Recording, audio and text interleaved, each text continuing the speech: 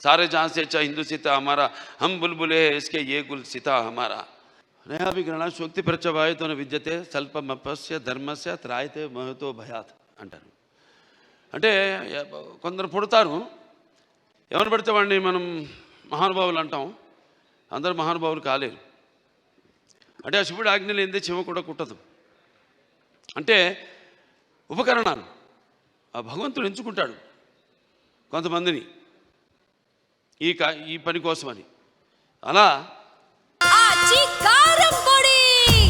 అదరగొట్టే కారం రంగు రుచి ఆచి కారం పొడి. ఇవాళ మన భగవద్గీత ప్రచారకర్తలు గంగాధర శాస్త్రి గారు ఇంతకుముందు చెప్పారు, ఎన్నో శ్లోకాలు చెప్పారు. వాటిలన్నిటికీ అర్థం ఇదే. నేను అన్నదానికి ఆయన ఇచ్చిన వివరణ అది. ఇవాళ చాలా సంతోషంగా ఉంది. ఇవాళ ఈ సినిమా విడుదలై ఇవాళ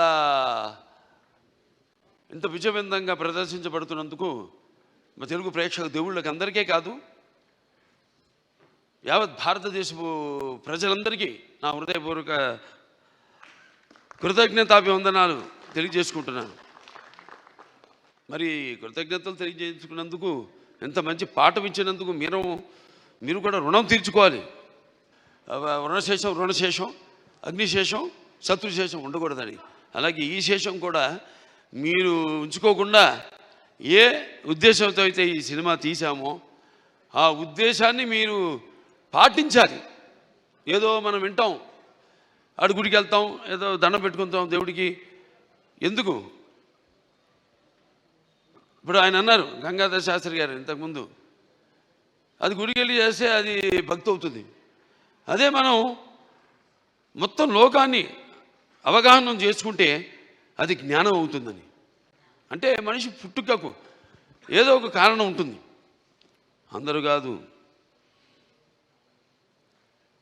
సరే, ఇవాళ ముందుగా ఆ తండ్రి గారిని తలుచుకోవడం, నా విద్యుత్ ధర్మాగ్రత సంపర్తం వాగ్రత ప్రతిపతే జగత పితరం వందే భారతీ పరమేశ్వరం.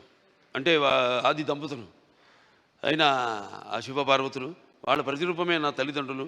ఎవరి తల్లిదండ్రులైనా ఆ పార్వతీ పరమేశ్వరుల యొక్క రూపాలే. నగాత్ర పరమంత్ర నమాతు పరిదేవత నారే పరతశ్రాత నానృతాత్ పాతకం పరం. ఇది తల్లి ప్రార్థన. యస్మాత్ పార్థివత ప్రాదుర్భుతున భక్తి గురుణ సంతుల మాంసే సహస్రం తస్మై సర్వజ్ఞ మూర్తే పిత్రే. ఇది తండ్రి మంత్రం. అంటే మనకు సగం దేహాన్ని ఇచ్చి మనల్ని ఇటువంటి గురువులు దగ్గర ఎంతోమంది, అందరూ సరస్వతి పుత్రులే. ఇక్కడ గంగాధర శాస్త్రి గారు ఉన్నారు, అలాగే అక్కడ మన కాసర శ్యామ్ గారు అయితేనేమి, లేకపోతే మన నాగ్ గురునాథ్ శర్మ గారు అయితేనేమి, మన కళ్యాణ్ చక్రవర్తి గారు, అందరూ సరస్వతి పుత్రులమే. సో వాళ్ళందరి దగ్గర ఇటువంటి మంచి పాఠాలు నేర్చుకోవడానికి, మంచి గీతాలు వినడానికి ఇటువంటి బ్రహ్మాండంగా అద్భుతంగా మన నందమూరి తమను అద్భుతంగా వాటిని చెప్పాడు. అతను పడ్డ సమంత ఒకటే. నాకు వచ్చిన అందరూ ఏమంటున్నారంటే, ఈనాడు సనాతన హైందవ ధర్మం మీసం మెలేసిందని ఈ సినిమా చూశాడు. అంటే మంత్రోచ్చారణ, అలాగే వేదం, అలాగే మన భారతదేశపు మూలాలు, మన ధర్మం, మన గర్వం, మన తేజస్సు కలిగలిపిన సినిమా అఖండ అని అందరి ఆబాలగోపాలం. మన ఆంధ్ర తెలంగాణ రాష్ట్రాలే కాదు, లేకపోతే ఎక్కడ అభిమానులు ఉన్నారో అక్కడ ఆ రాష్ట్రాలే కాదు, యావత్ ప్రపంచం ఇవాళ కోడై కూస్తుంది. అంత అద్భుతమైన సినిమా మాకు అందించినందుకు మీ అందరికీ మా కృతజ్ఞతలు తెలియజేసుకుంటున్నాను. సినిమా అంటే కేవలం ఈనాడు దైనందిన కార్యకలాపాల్లో పడిపోయి మనిషి తన అన్న వస్త్రాలతో పాటు ఈ యొక్క సినిమాని కూడా ఒక మాధ్యమంగా ఎంచుకున్నాడు, ఒక అవసరంగా. అంటే ఎవ్రీడే ఏమంటాం మనం, కన్జ్యూమబుల్ కమోడిటీగా, నిత్యవసర వస్తువుగా. మరి ఎటువంటి సినిమాలు తీయాలి మనం అన్నది కూడా మనం ఆలోచించవలసిన అవసరం ఉంది ఇండస్ట్రీలో పెద్దలు. అటువంటిది ఈరోజు నాకు చాలా గర్వంగా ఉంది. నా 4 సినిమాలు, ఇది 5వది. ఆ రోజు రాబోతుంది రేపు, దానికి కూడా చెప్పా. చరిత్రలో చాలామంది ఉంటారు, కానీ సృష్టించిన చరిత్రని మరల తిరిగి రాసి మరల చరిత్రను సృష్టించేవాడు ఒకడే. అది ఆ తెలియని ఒక శక్తి. దాని కొనసాగింపు ఆ డైలాగులు అన్నాను, నేనే ఈ శక్తి, నాదే ఆ శక్తి అని. చరిత్ర రాయాలన్నా మేమే, చరిత్ర సృష్టించాలన్నా మేమే, దాన్ని తిరిగి రాయాలన్నా మేమే. ఎంత నేనేదో పొగరుతో చాలామంది అంటారు, ఏంట్రా ఏం చూసినా బాలకృష్ణ ఇంత పొగరండి, నన్ను చూసుకునే నా పదునైన పొగరని నేను అంటాను. ఎవరిని చూసుకుని ఇంత ధైర్యం అని ఉనికి పడి చేస్తుంటారు. నా వ్యక్తిత్వమే నన్ను ఉచ్చిగొలిపే ఒక విప్లవంగా అడుగడుగునో చూపిస్తాను.